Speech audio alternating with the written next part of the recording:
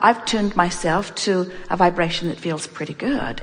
And of course I live in the world, and it's a highly technologically advanced world, and so I have access to a lot of data from around the world, and so I again see something that I don't want. And I feel the discord of it, and it clarifies something that I do want, but again, I care enough about the way I feel that I tune my attention to what I want. So now what I begin to develop the pattern of is knowing what I don't want, knowing what I do want, lining up with it. Knowing what I don't want, knowing what I do want, lining up with it. So I begin creating a solution-based life experience without much drama or trauma. So the question is, could I end up as masterful as someone who selects all the trauma and drama? And the answer to that is yes. In other words, I was just sensitive and I was more focused. What we notice, however, with most humans is you don't get serious about focusing until it really gets uncomfortable. The next book is going to be called Spirituality and the Law of Attraction. But the subtitle is The Last Frontier. And it's just our nicer way of saying your last ditch effort. Because most people won't line up their energy until all other avenues, drug me and chop it off of me and cut it out of me. And if that doesn't work, then I'll change my vibration. As if changing vibration is the more difficult thing to do. So let's get back to the specifics of what you are focused upon here. So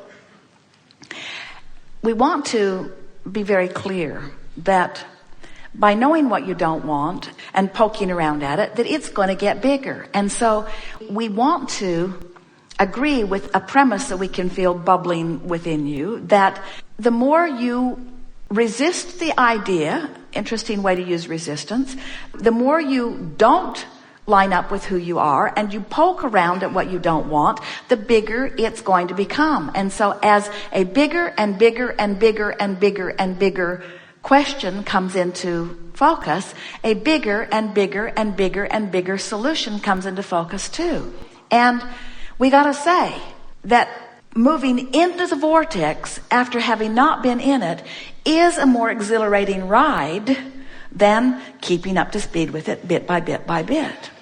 Now let's put it into the context of the question that you have asked here, because you ask about some very perilous things. In other words, the idea of something happening to someone you love or to one of your children especially seems like a prospect of something that is too awful to even consider. But from inside the vortex, from the perspective of source, from the understanding that there is not death, from the understanding of the eternalness of our beingness, you got to understand that you all came forth and you were not concerned about the length of life. You were eager about what it could produce. And so that's really why so many of you are willing to explore contrast to such depths and breadths. Because even though you want to feel good, you all do, we all do.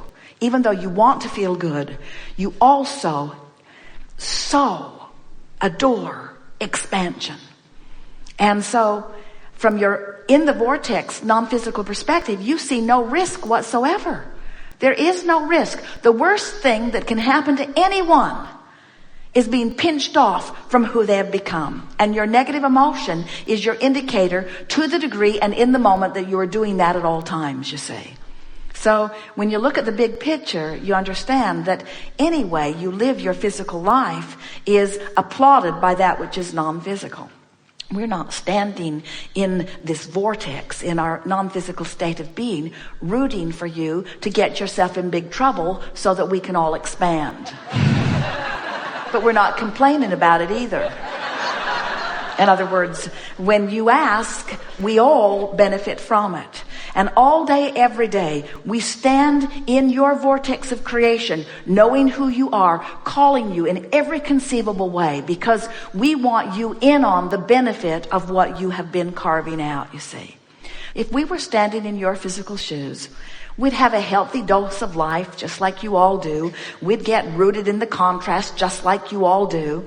And we'd pay attention to our emotions as we are encouraging you to do.